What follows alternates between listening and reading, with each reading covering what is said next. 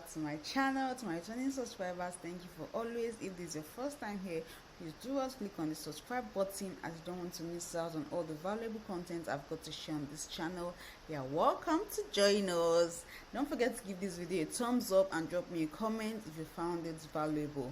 Okay guys, so I want to teach us how to write a proposal that will make a client to cite you. Okay, first let me show you my responses to several proposals I've written.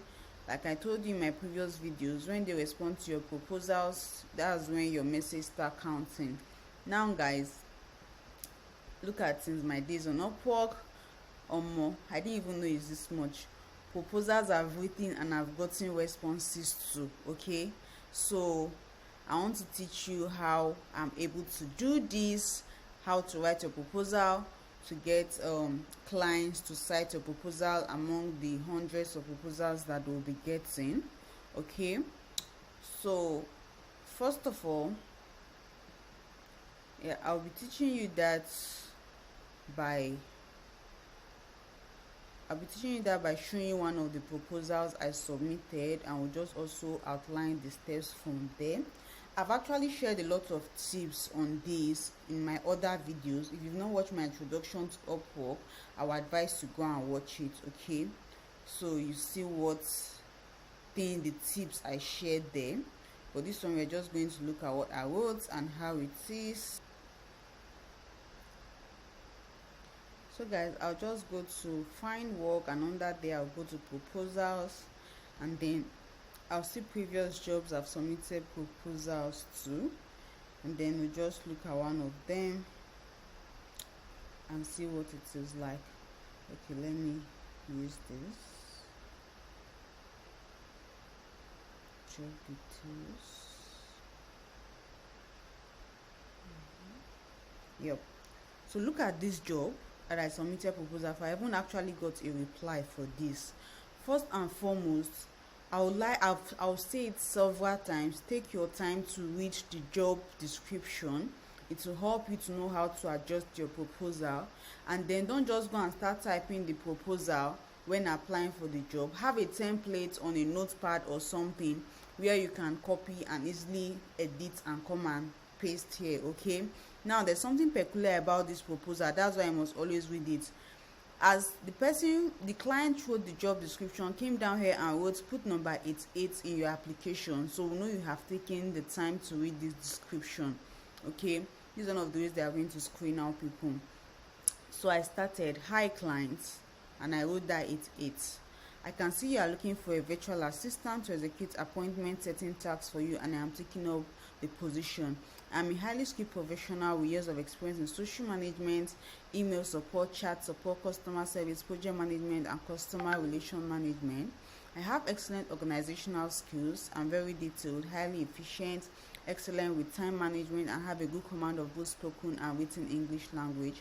Having worked as a virtual assistant and customer support personnel, below are some of my work experience: admin support duties, email duties, lead generation, social media content creator, customer service relations, phone chat support. With the list of my skills, here's what I can do for you. I listed them: this, and this. Warm regards, Christiana. I'll be looking forward to hear from you. Warm regards, Christiana. Okay, these are other questions the client asked in the application that I filled, but generally this is what your cover letter should be like. So I'm just going to explain in details, paragraph by paragraph, things you need to have in your cover letter.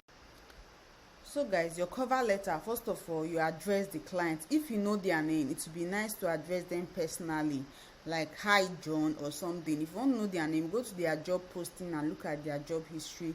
You must have seen who gave them feedback and the name they addressed them with, to show that you really went through the profile to understand who they are. It gets their attention when you use their name. So maybe hi John or hi Clement. If there's something they say you should write in the application, you should write it. Some will say write it before you start writing anything, so you can write it on top and then you can write it here. First and foremost, you let them know that you've read the job description, to know that you are writing based on what you saw. So I can see you are looking for a virtual assistant to execute appointment setting tasks for you, and I am applying to take up the position. Go back to the job description, you see what the topic is. woman appointment setter required to send cold emails. Now in the job description, he said the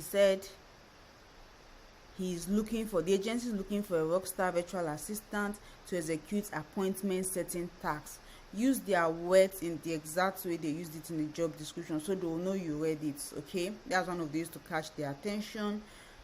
That's what I did here. Then I went ahead to give a short brief history of myself. I'm looking to take up the position. Okay, you can now say I'm a highly this. That's, you say your skill sets and why you think you are the best fit for the job. Like 1,001 person are applying for this job, why should I take you? That's what you do in this second paragraph. So just take your time to read what I wrote here. Then here I also went ahead to give them some of my skills that I have that will help me execute the job. If you look at the things that I wrote: organizational skills, very detailed, highly efficient, good command of both spoken and written English. It was all in his job description. Excellent English. So you find a way to impute that in your proposal too when writing. Okay, so having worked as a virtual assistant, here is some of my work experience. Now when you're also writing this, let them be in line with what the person has outlined as their job responsibilities. With this experience of mine, here's what I can do for you. The things you are also writing should align. Now you see that I'm almost saying the same thing but wording them differently. Under admin support duties, I can actually coordinate tasks and processes. I can engage customers. Now this is the experience. This is what I did in the experience. It will also be nice if you use bulletproof, as it will help those things you are outlisting to stand out and they can just get them at a glance. Okay, so I'm proficient in the use of this. You also state some of the tools you are proficient in, and like I said, these tools that you must not miss out: Microsoft Office, Google Suits, HubSpot, Zendesk. Almost all companies work with Excel and Google Suits, so they should always be included in the things you are proficient in. Then please always remember to end it with "I am looking forward to hear from you.